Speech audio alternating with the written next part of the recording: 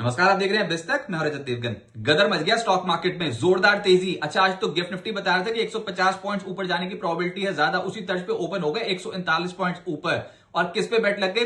बिहार विधानसभा चुनाव के जो एग्जिट पोल्स आए थे उसके ऊपर एनडीए की सरकार बनने की प्रोबेबिलिटी ज्यादा हो गई है। अगर तो ये जो एग्जिट पोल्स आए हैं, ये फाइनल आउटकम भी बिल्कुल ऐसे ही आता है 14 नवंबर को जब वोटिंग की काउंटिंग होगी तब, तो बाजार तब तक तो वेट करेगा नहीं। उससे पहले की प्रीएम्प्टिव बाइंग साफ तौर पे नजर आ रही है, लेकिन प्रीएम्प्टिव बाइंग बहुत तगड़ी है। पिछले 4 ट्रेडिंग सेशन से देख रहे हैं बाजार ने कुछ ऐसा भांप लिया है जो गिरता बाजार पलट गया है। अब बुल्स का कॉन्फिडेंस ज्यादा नजर आता है और आज तो आपने गैप अप ओपनिंग दिखाई, पिछले हफ्ते का हाई लेवल तोड़ दिया, वो भी गैप के साथ 25,800 के लेवल के ऊपर ही जाके खुले। आज आप 25,834 के लेवल पे ओपन हो गए। एक डिप आया था 25,781 का लो लगाया था, लेकिन उस पर जब दौड़े तो 25,934 ये आज के दिन का हाई है। क्लोजिंग जो आई है वो 180 पॉइंट्स के गेंस के साथ, क्लोज टू क्लोज 180 पॉइंट्स के गेंस के साथ 25,875 के लेवल पे निफ्टी बंद हुआ है। लेकिन अगर आप इसको ओपन, आज के ओपन से कंपेयर करोगे तो 25,834 का ओपन है और क्लोजिंग आई है 25,875। तो इंट्राडे में तो इंडेक्स से कुछ ज्यादा नहीं हो पाया। हाँ, एक बार डिप आई थी, उसको एब्जॉर्ब करते करते बुल्स ने पोजीशन बनाई है। लेकिन आप ये मूव जो है, बहुत तगड़ा मूव गैप अप के साथ जो आज आपने कमाल करके दिखाया बाजार में, उससे बुल्स का कॉन्फिडेंस साफ तौर पे नजर आता है और बाजार का जो ट्रेंड है वो अभी तेजी का है। निफ्टी बैंक 136 पॉइंट्स ऊपर 58,274 के लेवल पर बंद हुआ। सेंसेक्स 595 पॉइंट्स ऊपर 84,466 के लेवल पर बंद हुआ। एडवांसेस निफ्टी के 34। ब्रॉडर मार्केट्स पे एनएससी पे 1,926 शेयर चढ़ गए, उसके मुकाबले 1,178 शेयर गिरे हैं। और निफ्टी पे जो सबसे तेज हुआ वो सरप्राइज एलिमेंट आ गया, एशियन पेंट्स के नतीजे बढ़िया आ गए, अनुमान से बेहतर। पिछली बार जब एशियन पेंट चला था तो खबर ये थी कि बिरला ओपस के सीईओ ने रिजाइन किया है, और आज खबर यह कि एशियन पेंट्स के नतीजे अच्छे आ गए हैं। नतीजे अच्छा है, स्टॉक कूद गया 6.5%। फिर अदानी एंटरप्राइजेस 5% ऊपर चला गया। ये राइट्स इशू के जरिए 25,000 करोड़ रुपए जुटा रहे हैं। 1,800 रुपए राइट्स का प्राइस तय किया गया। और अदानी एंटरप्राइजेस आज के सत्र में तेज था। टेक महिंद्रा, टीसीएस, अब रियल एक्शन जो हो रहा है मार्केट में वो एक्सपोर्ट ओरिएंटेड कंपनियों में हो रहा है, जिसमें आईटी प्रबल दावेदार है। आईटी स्टॉक्स चले ही नहीं थे, लेकिन अचानक से बाजार ने कुछ ऐसा सब भाप रखा है जिस पिछले कुछ दिनों में देख रहे हैं कि सबसे ज्यादा इस रैली में जो कंट्रीब्यूट कर रहा है वो है आईटी। और आज भी देखो आप, टेक महिंद्रा, टीसीएस 2.5% से 3.5% ऊपर है। फिर एचडीएफसी लाइफ 2.5% ऊपर है आज।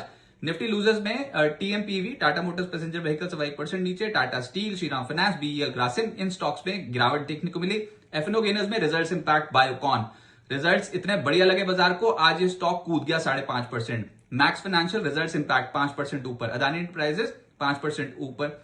बॉम्बे स्टॉक एक्सचेंज का स्टॉक 5% ऊपर और इंडसइंड बैंक 5% ऊपर। बॉम्बे स्टॉक एक्सचेंज पे भी रिजल्ट्स का ही इंपैक्ट आता हुआ नजर आया। एफएनओ लूजर्स में पीआई इंडस्ट्रीज 5% सरेंडर कर गया, टोरेंट पावर 3% सरेंडर कर गया। ये सब स्टॉक्स रिजल्ट्स वाले स्टॉक्स हैं। प्रेस्टीज, अशोक लेलैंड और वरुण बेवरेजेस 2.5% से 3% नीचे आ गए।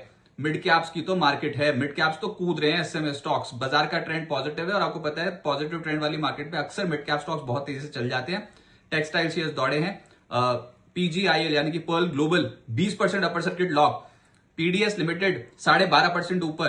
किर्लोस्कर इंजन 12% ऊपर। बीएलएस 9% चढ़ गया। तेजस नेटवर्क 8.25% ऊपर। वी मार्ट, इस स्टॉक में भी तेजी आई 7.5% की। सिरमा, एसजीएस, एडवांस एंजाइम, जीएसएफसी, ये कुछ ऐसे स्टॉक्स थे जहां पर 6.5% से 7.5% का मूव आता हुआ नजर आया। मिड कैप लूजर्स में शारदा मोटर्स 10.5% क्रैश हुआ।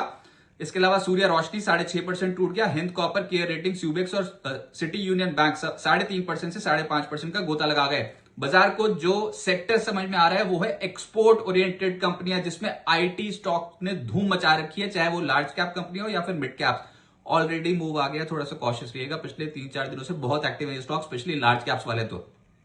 पर अब क्या कर सकते हैं, आईटी स्टॉक्स चले ही नहीं थे पिछले कुछ दिनों से, और अब कुछ बाजार में अटकले हैं, कुछ सुगबुगाहट है। कुछ डोनाल्ड ट्रंप कुछ ऐसे ऐसे स्टेटमेंट्स दे चुके हैं कि ऐसा लग रहा है कि यूएस और भारत की ट्रेड डील हो सकती है, और उसके चलते ये आईटी स्टॉक्स पे बहुत तगड़ी बैट लगी हुई है। टेक महिंद्रा 3.5% ऊपर, एलटीआईएम 3% ऊपर, टीसीएस एम्फोसिस 2% से 2.5% ऊपर, ओएफएसएस, विप्रो और कोफोर जैसी कंपनियां, इनके स्टॉक्स 1.5% से 2% ऊपर चले गए। और मिड कैप्स में तो और शक्ति नजर आ रही थी, जिसमें सोनाटा सॉफ्टवेयर 5.5% ऊपर, इंटेलेक्ट डिजाइन 4.5% ऊपर, बिरला सॉफ्ट, इक्लर्क्स, एलटीआईएम, न्यूजन 2.5% से 4% ऊपर। अक्रॉस द बोर्ड आईटी छाया हुआ मार्केट में।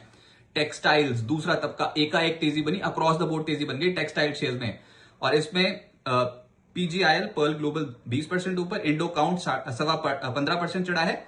पीडीएस लिमिटेड 12.5% ऊपर, मॉन्टे कार्लो 11% ऊपर, RSWM थॉमस स्कॉट 5.5% से 6% ज्यादा रिटर्न्स देंगे और गोकुलदास एक्सपोर्ट 4.25% ऊपर बंद हुआ। फार्मा में आज बायोकॉन का नंबर आ गया 5% पोस्ट रिजल्ट से ऊपर आ गया। सिंजीन 3.25% ऊपर रहा। Lupin, Mankind, Aurobindo pharma, Glenmark जैसी कंपनियां चल गई।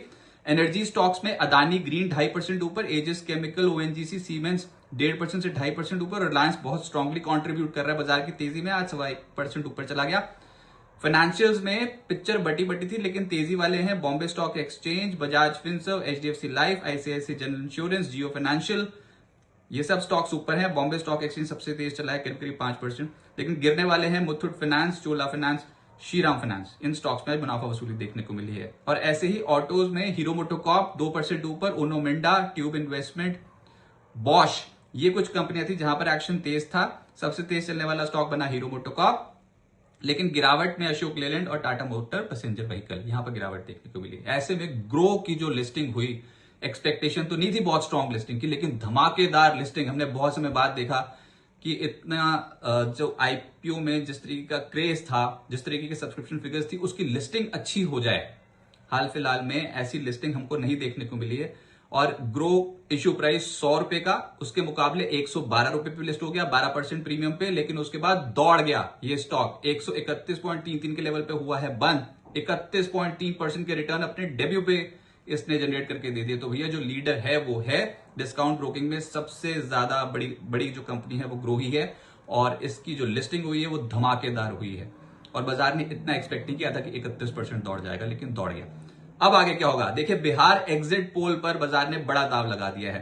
अब ये भी समझ में आ रहा है कि एग्जिट पोल में ये बताया जा रहा है कि एनडीए को बंपर वोट मिले हैं। अब जब आंकड़े, फाइनल आंकड़े जो आएंगे 14 नवंबर को, तो बाजार तब तक तो वेट करेगा नहीं, तब तक तो बहुत बड़ा खेल हो चुका होगा। और आप धीरे धीरे करके ना 26,000 के लेवल तक पहुंचने की कोशिश कर रहे हो। है ये रेजिस्टेंस लेवल ही 26,000 का, लेकिन आपने एक पायदान तो पार कर लिया ना। कहां उम्मीद थी कि 25,700 25,800 को क्रॉस करोगे, आपने वो भी क्रॉस कर लिया, वो भी गैप के साथ क्रॉस कर लिया। तो ये समझ में आता है कि बुल्स की ताकत इस समय एक्स्ट्रा ऑर्डिनरी दिखाई दे रही है। कुछ है ऐसा जो बाजार भापने की कोशिश कर रहा है।